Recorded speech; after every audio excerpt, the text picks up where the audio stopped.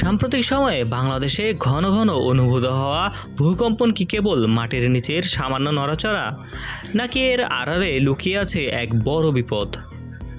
বাংলাদেশে ঘন ঘন অনুভূত হওয়া ভূকম্পনকে নিছক ভূতাত্ত্বিক ঘটনা নয়, বরং এটি সমগ্র জাতির প্রতি এক গভীর সতর্কবার্তা।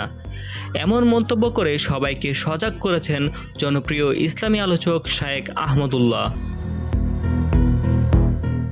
নিজের ভেরিফাইড ফেসবুক পোস্টে তিনি জানিয়েছেন, হয়তো বড় কোনো বিপদ আসন্ন, সে বিষয়ে আমরা জানি না, তাই এখনই তওবার পাশাপাশি বাস্তব প্রস্তুতি নেওয়া অপরিহার্য।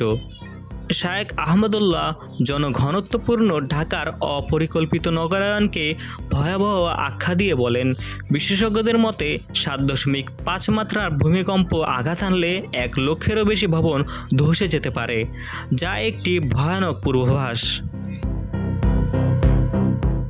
তিনি রাষ্ট্রের অপ্রস্তুতির তীব্র সমালোচনা করে উল্লেখ করেন, উদ্ধারকর্মী ও ভারী যন্ত্রপাতির অভাব সত্ত্বেও অপ্রয়োজনীয় মেগা প্রকল্প, অপ্রয়োজনীয় নির্মাণ এবং রাজনৈতিক প্রদর্শনীতে বিপুল অর্থ অপচয় করা হচ্ছে।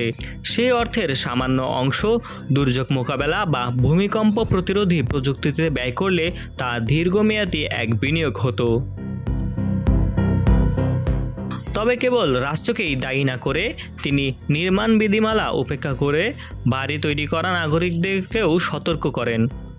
একে এক প্রকার সামাজিক আত্মহত্যা উল্লেখ করেন তিনি। সর্বশেষ আধ্যাত্মিক প্রস্তুতির কথাও স্মরণ করিয়ে দেন। আল্লাহর রহমত ছাড়া কোনো পরিকল্পনাকেই সুরক্ষার নিশ্চয়তা দিতে পারে না বলে মন্তব্য করেন শায়েখ আহমদুল্লাহ। Desk report, সময়ান্তর।